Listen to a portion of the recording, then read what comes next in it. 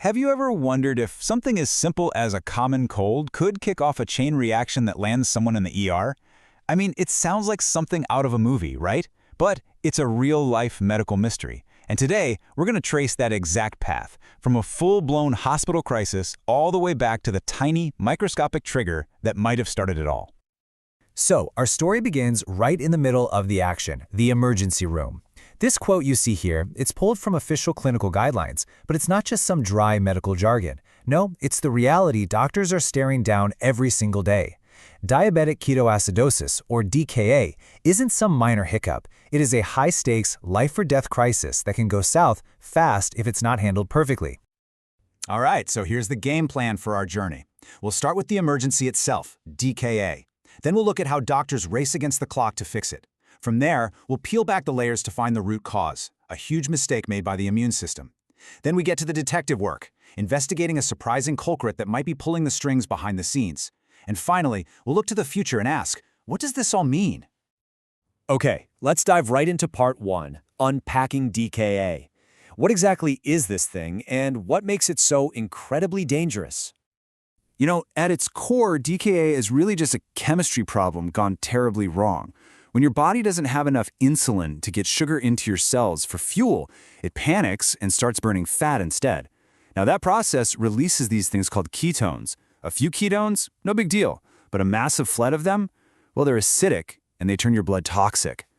So, in the middle of all this chaos, how do doctors diagnose it? Well, they use the surprisingly straightforward checklist. They just look for the D, the K, and the A. Super high blood sugar gives them the D for diabetes. A blood test showing tons of ketones gives them the K. And finally, blood work that shows high acid levels confirms the A for acidosis. You need all three. It's a very clear, methodical way to identify a really messy situation. And this is where the story gets incredibly stark. Just look at these numbers. In developed nations with the right care, the mortality rate is less than 1%. It's almost always treatable. But in low and middle-income countries, it can be a staggering 40% or even higher. Think about that. That huge gap isn't about the disease itself. It's about having access to basic, life-saving care.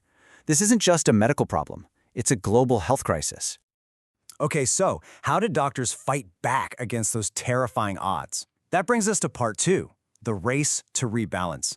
As soon as DKA is diagnosed, the clock starts ticking. It is an absolute sprint to restore the body's delicate chemical balance before it's too late. The treatment really boils down to 3 critical steps. First, you've got to rehydrate the patient, pumping them full of IV fluids to get their circulation back to normal. Second, you give them insulin. That's the magic key that tells the body, hey, stop making those dangerous ketones. And third, you have to carefully, very carefully, correct their electrolytes, like potassium, which get thrown completely out of whack during the crisis. The go-to fluid for hydration is a standard saline solution, 0.9% sodium chloride. Why this one? Well, in an emergency, you go with what's tried and true. Doctors have used it for decades, it's always available, and it can even come pre-mixed with potassium, which is a huge safety feature. But it's not perfect. It can sometimes cause its own, much milder type of acidosis. It's a calculated risk, a trade-off that doctors have to manage in the heat of the moment. Look, treating DKA is absolutely life-saving, but it's really just putting out a fire. It's not addressing what caused the fire to start. And that brings us to a much, much deeper question. What is the underlying disease that sets the stage for this crisis to even happen? And that question leads us directly to Section 3, the immune system's mistake. We're zooming out now, from the frantic ER to the chronic condition that lives in the background, type 1 diabetes. So here's the absolute most important thing to understand. Type 1 diabetes is an autoimmune disease. This means the body's own defense system, the one that's supposed to protect you, goes completely haywire. It gets confused, and it misidentifies the precious cells in your pancreas that make insulin, the beta cells, as dangerous invaders. So it launches an attack. As those cells are destroyed, insulin production grinds to a halt. And with no insulin, you've got the perfect recipe for a DKA crisis. So here are a few key facts to kind of put this all in context. T1D is the less common type of diabetes, and that specific attack on the pancreas even has a name, insulitis. Now, we know for a fact that genetics play a big role, but here's the twist. Look at that last point. The overwhelming majority of people who develop type 1 diabetes do not have a close relative with it. And that's a massive clue that tells us something else. Something other than just genes has to be involved. And that leads to this perfect analogy. Genetics load the gun, but it's an environmental factor that actually pulls the trigger. See, having the risky genes might make you more susceptible, but it doesn't mean you're destined to get the disease. For that autoimmune attack to actually kick off, something from the outside world usually has to start the fight. Which brings us to our fourth section, and this is where we put on our detective hats. It's time to unmask a potential trigger. We're diving into the scientific detective work to find the #1 environmental suspect. And you know what? The evidence overwhelmingly points in one direction: viruses. Researchers have a whole lineup of the usual suspects. These are common viruses that most of us get and fight off without any issue. But right at the top of that list, the prime suspect, is a family of viruses called enteroviruses, which includes the infamous Coxsackie virus. So, the big question is, how on earth can a simple virus cause such a devastating and complex disease? Well, the answer lies in a fascinating and tragic case of mistaken identity.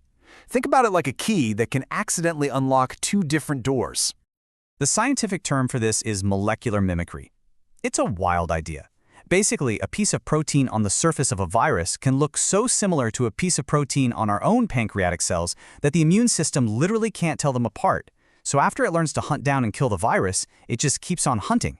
But now, its new target is part of our own body. So let's just walk through this tragic sequence of events. It all starts with a simple viral infection, something most of us get over in a few days.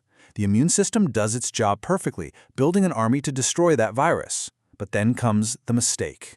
Because of molecular mimicry, that very same highly trained army turns on the pancreas, and that kicks off a slow, silent war of attrition that can go on for months or even years, until enough beta cells are gone. And this brings us to our final section, a future without fear. Because if we know a virus might be the trigger, if we can see the first domino, then the question becomes, what can we do about it? Seriously, understanding this link is a total game changer. It opens up these incredible new doors. I mean, imagine being able to screen high-risk kids for these specific viruses. Or what about developing antiviral drugs to stop the trigger before the autoimmune process can even get started? We could even use new drugs to basically retrain the immune system, to teach it to stand down and leave the pancreas alone. This isn't science fiction. This is the real frontier of prevention. And this research became incredibly relevant during the COVID-19 pandemic. There were a lot of reports from doctors seeing a noticeable spike in new type 1 diabetes diagnoses in kids. Now, the huge question that scientists are still trying to answer is this: is the COVID virus itself a direct trigger through something like molecular mimicry? Or were other factors at play, like maybe inflammation or delays in care? The jury is definitely still out on that one. So, our journey ends right where this whole investigation has been leading us. We went from a chaotic ER all the way down to the intricate dance between a single virus and an immune cell. And the ultimate hope, the entire point of all this research, is captured in this one question. What if, instead of managing diabetes for a lifetime, we could one day develop a vaccine or an early treatment that stops that very first domino from ever falling? Now that is the profound question that could one day change millions of lives.